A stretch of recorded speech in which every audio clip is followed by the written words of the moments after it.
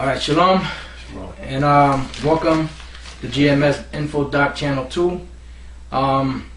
Tonight's lesson is going to be about the tree of knowledge and the tree of knowledge of good and evil, because the brother had asked us to do it before, and we wanted to do it, but we had to do the mixed seed, no such thing video, because you had a lot of guys out there that are pushing these false teachings, these false prophets out there that's pushing these false teachings, and telling you that this, if you're a mixed seed or if you're a half breed and all that BS, that you're not an Israelite, which is all bullshit. So we covered that, so now we're going to cover this. But what I want to say real quick is you got this guy out there called the Wisdom Seeker 77, and he's saying that the reason why we did that show with the mixed seed was because of him.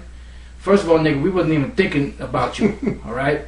I don't even know who the hell you are. Yeah, this is news to me. You made that video, this almost hour-long video, talking about how we did that show because of you. No, we didn't. We mentioned in the show who we were talking about. We were talking about that clowns like GMS, former GMS, Free Now, some crap like that, and other clowns out there. We weren't even thinking about you. Yeah, so, don't flatter yourself. Exactly. You're giving yourself too much credit. Yeah. Patting the back. You were the furthest thing from our mind. But if you got cut, then it's all good too. Because obviously you got cut. Yeah, because the lesson is plain. But anyway, enough of that. We just want to get into this topic real quick. So we're going to deal with the tree of knowledge of good and evil, because we dealt with Genesis, the 2nd chapter, the breakdown. And in that chapter, we mentioned that the tree of knowledge of good and evil, or the tree of knowledge, was a zodiac sign. And the brother had asked, that how do you break that down? So I sent him a message back. I gave him a couple of scriptures, but I guess he really didn't get it. So the Spirit showed me, just do it. So what we're gonna do, we're gonna get started in the book of Genesis, the 2nd chapter. We're going to read the 8th and the 9th verse, and we're going to get it rolling. Good. It's the book of Genesis chapter 2, verse 8. And the Lord Yahweh planted a garden eastward in Eden, and there he put the man whom he had formed. Right, so we already know that the word Eden, from the Hebrew word Idan, means paradise of joy, and the Lord made a garden in the middle of Eden, and that's where he put the man, which is over there in the Middle East. Go ahead. It says, and out of the ground made the Lord Yahweh to grow every tree that is pleasant to the sight and good for food. And that's plain. Go ahead. The tree of life also in the midst of the garden. Now the tree of life represents the knowledge of righteousness. All right, which we're going to get into. And go ahead. Right. In the tree of knowledge of good and evil. Right, now the tree of knowledge of good and evil is both sides of the spectrum, because you got good and you got evil. And we read to you, I believe in the lesson of Genesis, the 2nd chapter, we read to you in the book of the Apocrypha, where the Lord showed man both good and evil. All right, because we have to know both sides in order to be able to correctly judge. So if you never experienced one side of it, you're not going to be able to judge it correctly. All right. So now, got a quick precept. Yeah, bring it out. This is in the book of Romans. Not sure if this one, but Romans chapter 8 and 20. Yep. It says Romans chapter 8 verse 20. For the creature was made subject to vanity. Right, the creature was man when he was created, Adam. Was made subject to vanity, which basically fell upon all of us. In other words, the Most High made him to go off. Go ahead. Not willingly. Not willingly, because he didn't want to go off, but the Lord put it in his programmed it in his spirit to do that. Go ahead. But by reason of him who have subjected the same in hope. That's right, because the Most High creates both sides. Now, since you read that, we can go to the Apocrypha in the book of Sirach, chapter 17. I believe it's chapter 7. No, is it chapter 17? Yep. And read the point. Ecclesiasticus chapter 17, verse 7.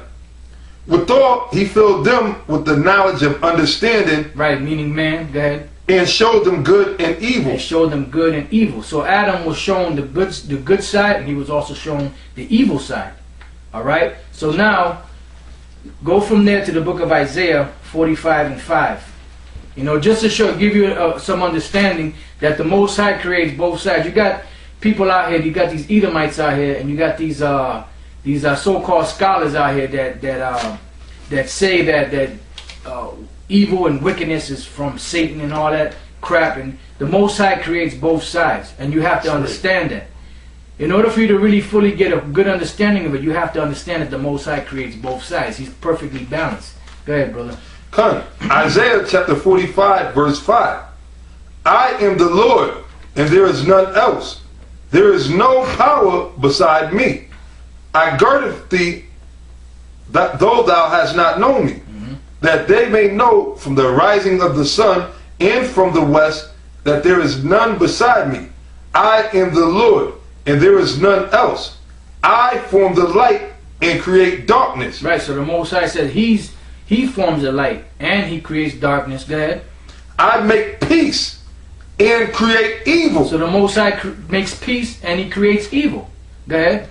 I, the Lord, do all these things. Right, so the Most High is doing all these things. Matter of fact, since you go to Amos chapter 3, verse 6, you know, because the Most High works on both sides of the spectrum, but he's not doing it himself, because the scriptures say that the Most High is pure. He's of purer eyes and to behold iniquity. You know, he doesn't do any wickedness, but he created both sides. That's why you have the right hand side and you have the left hand side. As a matter of fact, after you finish that, you can go to Ecclesiastes. Read that. Good. Amos chapter 3, verse 6. It says, shall a trumpet be blown in the city and the people not be afraid? Right, shall a trumpet be blown in the city and the people not be afraid? Meaning, whenever there's some type of catastrophe, you have a trumpet to be blown. You know, people are getting nervous. But in the ancient world, you had things like you might be going to war against a nation, and you'll have the trumpet give the alarm of war, and people got nervous, you know? So it says, shall a trumpet be blown and the people not be afraid? Go ahead. Shall there be evil in a city and the Lord hath not done it? Shall there be evil in the city and the Lord hath not done it? So who did that? The Most High did it. But he didn't do it himself. He had the angels that did it. Matter of fact, go to what is that? 1 Kings 22 and 19. You know, so because you have to understand that the Most High creates both sides. He controls both sides. He created Satan. Matter of fact, Satan is one of the sons of the Most High. So he got angels on the right hand side and he has angels on the left hand side. And he sits among people. You know, he sends the righteous angels to watch over the elect, and he sends the wicked angels to do damage. You know, sometimes the righteous angels get down and do damage, you know, but the righteous angels, some of them are set up just to watch over the elect. Go ahead, brother. 1 Kings chapter 22, verse 19. And he said, hear thou therefore the word of the Lord. I saw the Lord sitting on his throne. Right, so the Most High was sitting on his throne. Go ahead. And all the hosts of heaven. Right, and all the hosts of heaven. Go ahead. Standing by him. Standing by him, so this was a council they were having. Go ahead. On his right hand. On his right hand. And on his left. And on the left. Go ahead. And the Lord said, who shall persuade Ahab that he may go up and forth at Ramoth Gilead? Right, because Ahab was a wicked king. So the Lord, the Most High, was asking the council on the right hand and on the left hand that who's going to go down and persuade Ahab that he may fall at Ramoth Gilead. And they were all given their opinion, you know. Okay, I will do this and I will do that, you know. So the Most High was listening to them. Go ahead. And one said, on this manner. And another said, on that manner. Right, so they were given their you know, I'll do this, Lord, and I make him do this, and so they were given the Lord their opinion, you know, examples of what they would do. Go ahead. And there came forth a spirit and stood before the Lord and said, I will persuade him. Mm-hmm. Hey, and if I may say this as not to go too far off, but that's why a lot of a lot of these movies you might see with these Greek mythology, like the Clash of the Titans, which that was really Israelites, Right. which were in the Hellenists or in the Greek philosophy, Greek mind state, Yep. that created all that whole Greek mythology about Zeus and everything. But anyway, they'll show you the council that of the gods, Zeus Right. and all these other people that be sitting there Yep. talking to Goose, not Goose, Zeus. Forgive me, Zeus.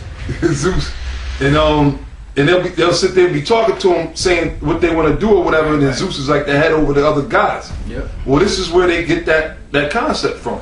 Yeah, because they know the Bible. Yep. That's why they, like you said, that's how they get the counsel. And then what happens after that? They do whatever it is that was set forth at the council. Right. Go ahead. So now, verse 21. And there came forth a spirit and stood before the Lord and said, I will persuade him. And the Lord said unto him, wherewith? Right, so the Lord said, how are you going to do this? Go ahead. And he said, I will go forth, and I will be a lying spirit in the mouth of all his prophets. Right, he said, I will go forth, and I will be a lying spirit in the mouth of all his prophets. So that was one of the angels on the left-hand side. Now let's see what the Most High told his angel concerning that. Because he said, I'll be a lying spirit in the mouth of his prophets. So now, the Most High should jump up and say, you're going off. You can't be lying. One of the 10 commandments is, thou shalt not lie. Yeah. Go ahead. And he said, thou shalt persuade him and prevail also. So the Most High told him, you're going to persuade him, you're going to lie to him, and you're going to prevail also. So the Most High creates both sides, so you could understand. You know? And as you read the story on what you brothers can read it, he persuaded Ahab to go, and he finally went to the battle, and what happened? He got put to death. Alright, so now we're going to deal with the, because we read in the book of Genesis, the 2nd chapter, about the tree of life and the tree of life of good and evil. Now let's go to Revelation 22:1, because that right there, you know, that's the best, one of the best scriptures that you could use to explain the tree of knowledge or the tree of knowledge of good and evil. All right, because when you look up into the heavens, all the stars and the constellations, the sun, the moon, everything that you see up there, they're up there to give light upon the earth, but they're also set up to give for signs, seasons, days, and years. Matter of fact, you can bring that out. All right, they're not just up there to look pretty. You know, they're up there to give light upon the earth, and then they're also up there for signs, seasons, days, and years. You know, and you can know if you're gonna have a good crop this year or a bad crop. You know, you can know what pattern the weather's gonna take. You can see certain events in the heavens. Certain things are coming to pass. If you see a lunar eclipse, or if you see a solar eclipse, you know, you can. All these things are in the heavens for a purpose and a reason. Now, part of it can be used for righteousness, like we use in the ancient world, and then it could also be used in wickedness. That's right. That's what you call the tree of knowledge of good and evil, which good and evil is both contained in the scriptures. Go ahead, brother. That's right. Genesis chapter 1 verse 14. It says, "In the power is said, let there be lights in the firmament of the heaven to divide the day from the night, Go ahead. and let them be for signs and for seasons and for days and years." Right, so these lights were put in the heavens to be for signs, seasons, days, and years, and also to give light upon the earth. Now, the tribe of Issachar, which are the so-called Mexicans, which are the Mayas, they were able to read the stars. That's why Esau's going all crazy and nuts over the Mayan calendar. No, because they were able to read the stars. Why? Because the Lord gave them that knowledge. We all had that knowledge in the past, but we lost it. Yep. But now, when the time is coming when the Lord is going to give us all that back, you know. Go ahead, brother. Right. It says. You were looking for something? Oh no. Yeah. Well, yeah. I'll read You this got quick something? Bring it out. Yeah, precept. bring it out. Psalms 104, and I'll start at verse 19. It says, "He appointed the moon for seasons. That's right. The sun knoweth his going down. Go ahead. Thou makest darkness, and it is night, when all the beasts of the forest do creep forth. The young lions roar after their prey and seek their meat from the Most High.